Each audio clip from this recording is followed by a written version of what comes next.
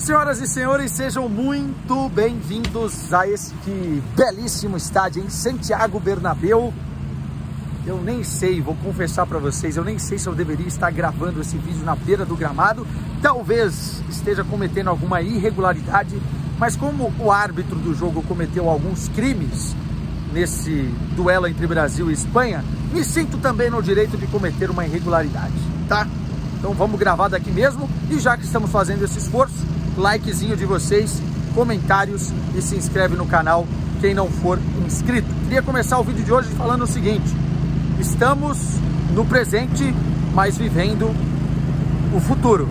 Como diria o jingle da emissora rival, o futuro já começou. E como foi bom ver em campo hoje dois meninos de ouro, né? Lamine Yamal, deixa só o cara não me atropelar aqui, e Endrick, né? Dois jogadores que chamaram a responsabilidade. Um com 16 anos, protagonista no Barcelona, vai ser protagonista dessa seleção espanhola na Eurocopa, completa 17 anos agora em maio, e fez um salseiro, infernizou, endiabrado para cima da defesa da seleção brasileira. E o outro provou que tem estrela, e eu falei no Melhor Futebol do Mundo que eu gostaria de vê-lo nesse amistoso contra a Espanha, ele de titular. O Endrick contra a Inglaterra foi fundamental, e mais uma vez, em 5 minutos em campo na segunda etapa, 3 toques na bola, foi fundamental de novo para colocar o Brasil dentro do jogo, para empatar a partida. E é um cara que está pedindo passagem, não só pelas características que ele tem e por essa estrela, mas também pelas características da seleção. Se não tem um centroavante, a seleção não consegue ter um ponto de referência. E como nós temos o Endrick projetando um craque no futebol brasileiro, eu acho que está na hora de dar mais oportunidades. Não estamos falando de Copa do Mundo, né? Não estamos falando de titularidade absoluta, mas mais oportunidades, mais minutos para ele, começando de titular, eu acho justo. Falei isso no Melhor Futebol do Mundo, os caras cortaram, jogaram nas redes sociais e eu fui criticado, mas tudo bem. Depois, o que aconteceu hoje mostra que ele realmente está pedindo passagem. Vamos começar do início. Escalação do técnico Dorival Júnior. A gente vai ver o Brasil pragmático nas mãos do Dorival. Ele arrisca pouco, ele muda pouco, inclusive segue a máxima, né? Não se muda em quem tá ganhando. O time foi tão bem contra a Inglaterra, tão compacto, tão coeso e tão brigador dentro de campo nas suas ações, solidário, especialmente no setor defensivo, que ele quis repetir isso contra a Espanha.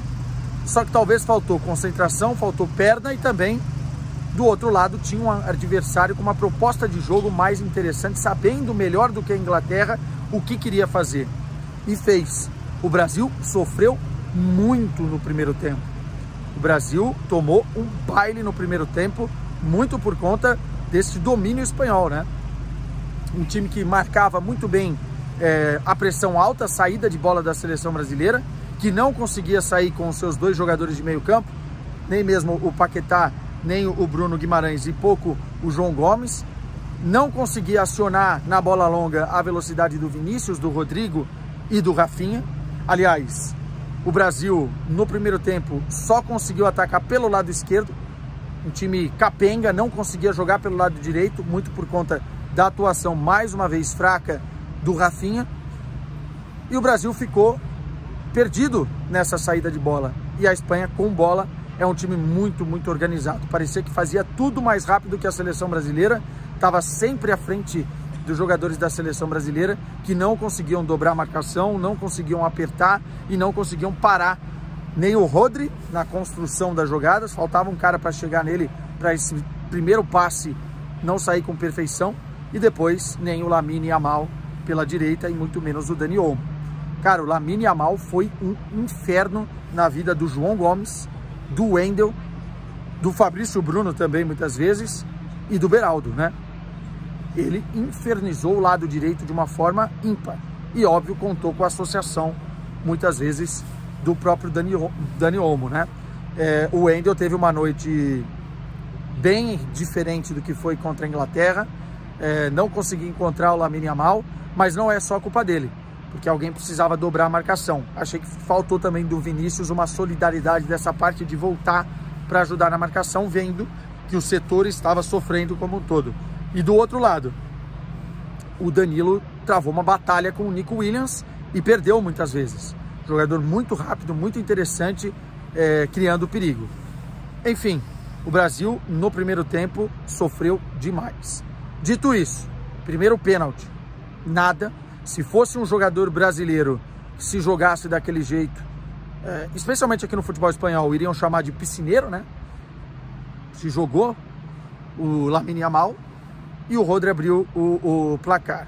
Segundo gol, uma jogada genial de Dani Olmo, mas também há uma falha muito grande dos dois zagueiros. Não pode deixar o Dani Olmo passar daquele jeito, nem o Beraldo e nem o Fabrício Bruno. E a verdade é que a Espanha teve mais volume de jogo, inclusive para fazer mais gols na primeira etapa, né? Se o pênalti realmente não foi e eles abriram o placar com isso, poderiam ter feito em outra oportunidade. Só que aí uma falha do Simão, uma pataquada da defesa, deu a possibilidade do Rodrigo fazer o 2-1 e recolocar o Brasil no jogo.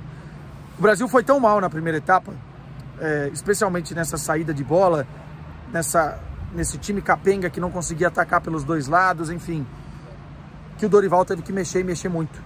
Trocou os volantes, entrou o André, entrou o Andréas Pereira no lugar do Bruno Guimarães, no lugar do João Gomes, entrou finalmente o Endrick, ele cumpriu a promessa, né, de dar muitos minutos no Endrick, e o Brasil voltou com uma postura totalmente diferente, né, jogando o Rodrigo de um lado, o Endrick mais centralizado, do outro o Vinícius, e o time conseguiu crescer, e foi o melhor momento do Brasil, esse início de segunda etapa, criando muitas dificuldades. O Endrick, como eu disse, em 5 minutos, 3 toques na bola, empata o jogo, e aí não é só estrela, né? É qualidade, é característica, é estar no lugar certo na hora certa, e ele não se escondeu, nem na Inglaterra e nem nesse segundo jogo, chamando a atenção dos companheiros, dando linha de passe, municiando os jogadores que estavam do lado dele. O Endrick foi realmente um cara especial nessa partida. E o Brasil melhorou, tanto na saída de bola, na construção. O Andréas Pereira entrou muito bem. O André entrou bem, mas, como eu disse, o Andréas foi melhor. O Paquetá começou a fazer outras funções dentro de campo. O Vinícius foi substituído. Um parêntese aqui, uma das piores partidas que eu já vi do Vinícius. Não sei se mentalmente ele estava bem para esse jogo, depois de tudo que aconteceu. Saiu aplaudido de pé e foi um momento muito bonito no estádio, mas foi uma partida muito ruim. Perdeu vários duelos 1 contra 1, não conseguiu encaixar o seu jogo pelo lado esquerdo. A defesa da Espanha também foi muito bem, mas não foi uma noite de Vinícius, e a gente precisa ainda ver o Vinícius numa grande noite ou num grande dia com a seleção brasileira. Não foi dessa vez. Não foi dessa vez. Entendo que o contexto também é muito complexo, mas em termos de campo-bola, o Vinícius não esteve bem. A Espanha, num outro lance, sem VAR, né, aqui, teve outra penalidade. Eu, vendo o lance, achei que era mais interpretativo, mas na minha interpretação não daria pênalti também. E o árbitro, sabendo que errou no primeiro lance do primeiro tempo, se arriscou de novo a errar. E para muita gente errou, como para mim errou também 2 pênaltis que ele não deveria ter marcado. Fica a crítica à Federação Espanhola de Futebol, que não deixou o espetáculo ser ainda melhor, porque sem VAR a essa altura do campeonato não faz nenhum sentido. Se os caras têm a tecnologia, se os caras colocam em prática aqui nesse estádio, por que não ter VAR num jogo tão grande como esse? Enfim, prejudica o espetáculo, porque foram 2 pênaltis marcados que para mim não aconteceram, e fica por isso mesmo. E depois, gostei de um ponto final.